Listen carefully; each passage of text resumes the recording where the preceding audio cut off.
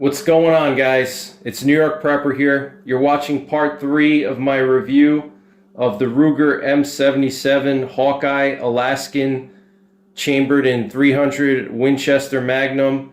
And if you didn't see part 1 and part 2, I highly recommend you go and do that. And I absolutely love this rifle. I've had it for about a year now, and I've put a couple hundred rounds through it already. And I have to say that the accuracy is amazing with the right type of loads. And I haven't had a chance to work up any hand loads for this rifle yet because I'm in the process of moving to Tennessee.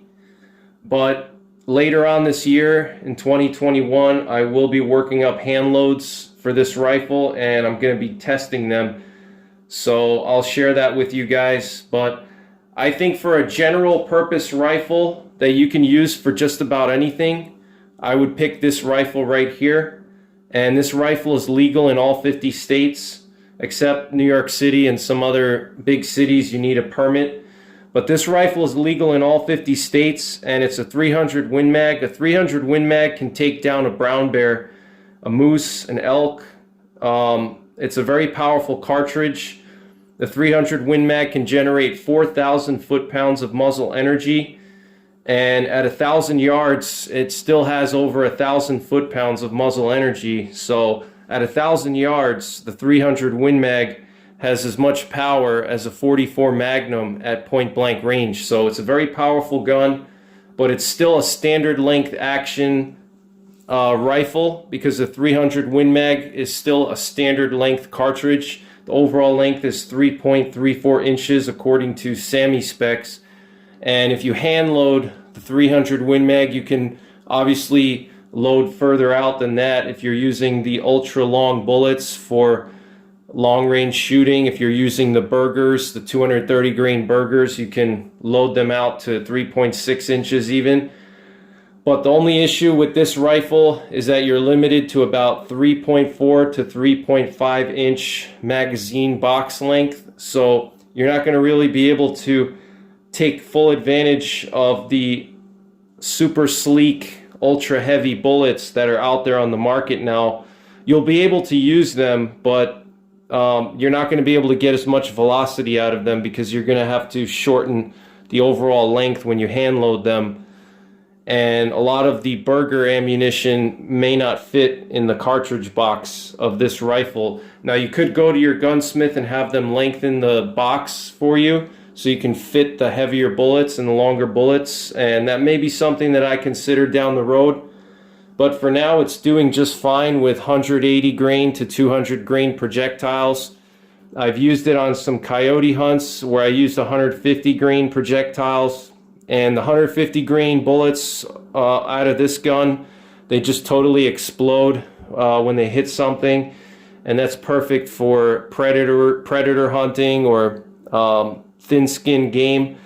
And then you could go all the way up to 200 or 220 grain bullets or even heavier than that. My personal favorite is the 180 grain bullets.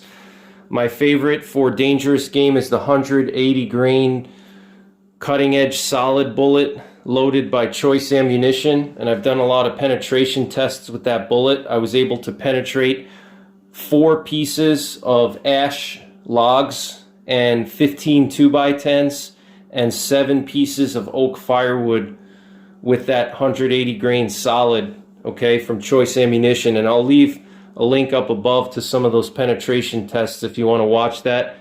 So when I need penetration, that's my go-to load. And then if I want expansion, I really like the AccuBond and the TTSX, the 180 grain variety for those. You could still get a good velocity with those 180 grain bullets. You can push them up to 3,000 feet per second. So those are my favorite loads, and I want to just share some of the velocities that I chronographed with different factory loads. And the velocity loss that you can expect out of this rifle with the 20-inch barrel, you're going to lose about 100 to 250 feet per second when compared to a 26-inch barrel. But honestly, to me, that's still better than a .30-06 I'm still getting 3,000 feet per second with a 180 grain bullet. So that's, to me, that's plenty, okay? You know, you're losing a little bit of velocity, but that 20-inch barrel just makes this rifle so much easier to handle, especially if you actually plan to hunt with it or use it.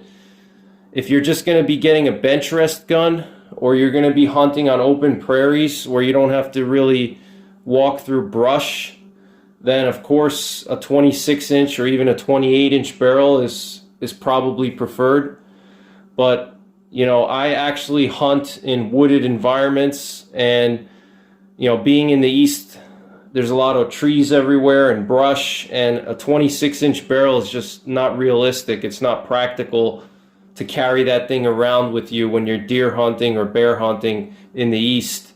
But maybe out west, some of you guys from Wyoming or one of the plains states, you know, you may want to get something with a 26-inch barrel.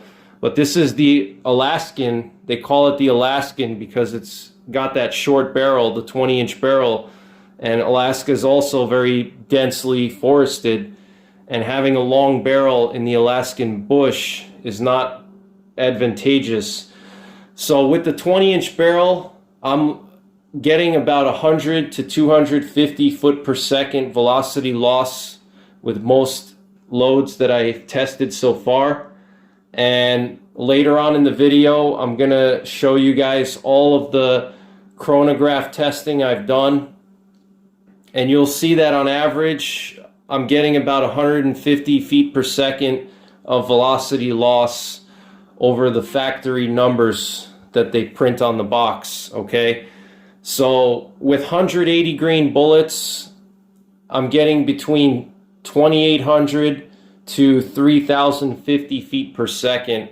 And I think the fastest load that I tested was the Hornady Superformance 180 grain SST, and that one I got like 3,025 feet per second in velocity, and that was also in cooler temperatures.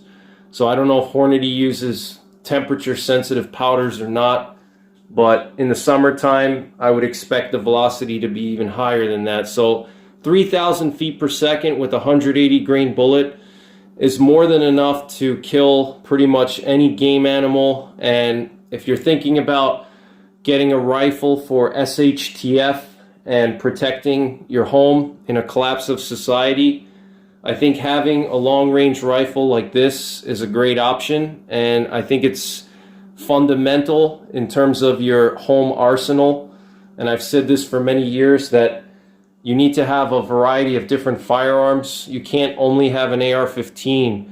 You need to have something for long range, okay? Long range, power, and precision.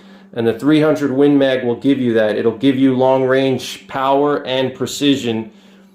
And, you know, beyond 500 yards, it's going to give you tremendous killing power and penetration that an AR-15 will not give you, okay?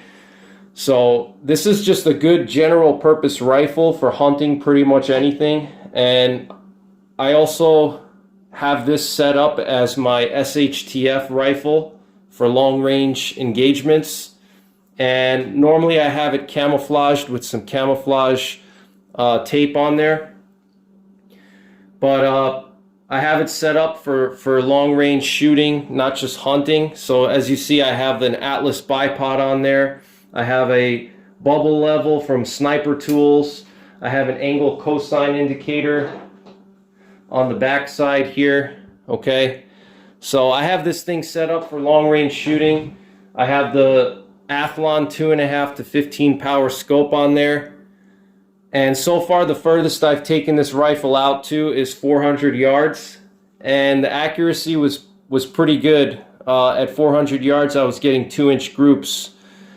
And I wasn't even really spending that much time to get my accuracy that perfect on those groups, you know. And I'll show you guys some of the groups that I've been getting at 200 yards and 400 yards. And with the right ammunition, this rifle is extremely accurate. I've gotten quarter MOA groups with the right ammunition. And there's one particular company that I found that my rifle really likes, and it's amazing how you can pick one type of ammo company and another ammo company and the accuracy will be totally different. And a lot of it has to do with seating depth, with the type of powders they use, you know. But hopefully when I start hand loading for this rifle, I can really dial down a nice accurate load. But I found that the most accurate loads for this rifle are the ones that are not supercharged. I find the ones that are more like moderate velocity tend to have better accuracy. I don't know if it has something to do with the harmonics of the barrel. Once you get up to those supercharged loads, it throws off the harmonics because it's just way too fast and too much power. But I find that the more moderate velocity loads tend to shoot better out of this particular rifle. And so I want to just show you guys some of the groups that I got recently and show you guys some of the quarter inch groups at 200 yards that I was getting. And I even got a bullseye twice at 200 yards, and I also almost got a bullseye at 400 yards. I was 1 inch too low, and that's just because of my calculation. I was off by 1 click on my drop calculation, but if I adjusted the elevation 1 more click up, I would have had a perfect bullseye at 400 yards. And I'll show you guys my target from that particular range session. But I've put a couple hundred rounds through this rifle already. I would say I probably put at least 300 rounds. I would say between 200 and 400 rounds through this barrel. So it's really accurate, very good rifle. I love this rifle. If I could only have one rifle, it would be this one right here. And you know, for multi-purpose use, I can't recommend any better rifle than this.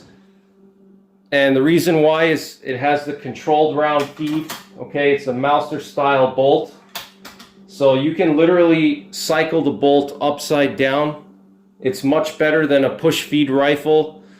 It's very reliable, and you know, you can always rely on this rifle to feed and extract and eject when you need it to, okay? Versus push feed or AR-15s, not as much, okay? The Mauser style control round feed is the most reliable extraction and feeding design in modern sporting firearms and even modern military firearms, and it hasn't been equaled yet. So with this Mauser style extraction and feeding, you can expect 100% reliability in stressful situations. If you're hunting bear or some kind of dangerous game, you don't have to worry about getting a jam or something like that. You can literally cycle the bolt upside down and feed cartridges into the chamber upside down. And I've actually done a video on that, and I'm going to attach a link up above if you guys want to watch that short video where I did a demonstration of me cycling the bolt on a controlled round feed rifle. It's actually another Ruger that I used in that video. It's not this rifle, but a very similar one. It's my Ruger guide gun, chambered in 416 Ruger. And I was able to cycle the bolt upside down, literally holding the rifle upside down and feeding cartridges into the chamber upside down. That's how reliable a Mauser style bolt is, okay? And I highly recommend it for any kind of real world serious applications in difficult situations, okay? It's a shame that our current firearms industry nowadays has really gone away from Mauser style bolt action rifles, and everything seems to be going towards push feed now. And the reason why push feed and plunger extraction are so much more popular is simply because they're cheaper to manufacture and mass produce. And Mauser style bolt action rifles are more expensive. There's more work involved to make one.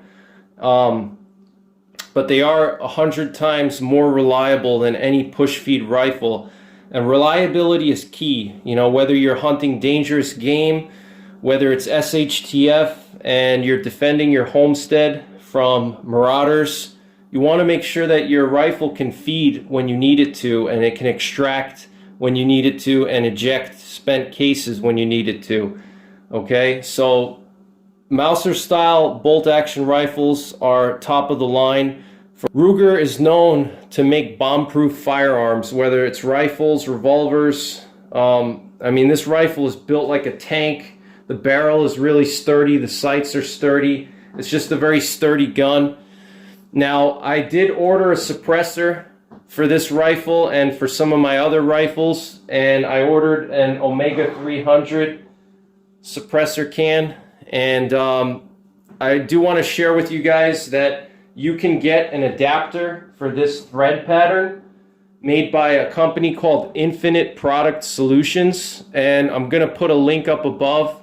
I did a review of one of their adapters for this rifle, so look up above at the top of the video, and you can get an adapter from them that will convert the Ruger threads on this barrel to 5/8 by 24 or other common thread patterns. Okay, the problem with this particular rifle is that the thread pattern is very unusual. No company makes a suppressor or muzzle brake to fit the Ruger thread pattern on this particular rifle. Okay, so I found that company, Infinite Product Solutions, that makes an adapter to adapt the Ruger threads here on this barrel to more common threads. Okay, and I did a video on that. Check up above, watch that video. I highly recommend you guys get one of those adapters. They're only like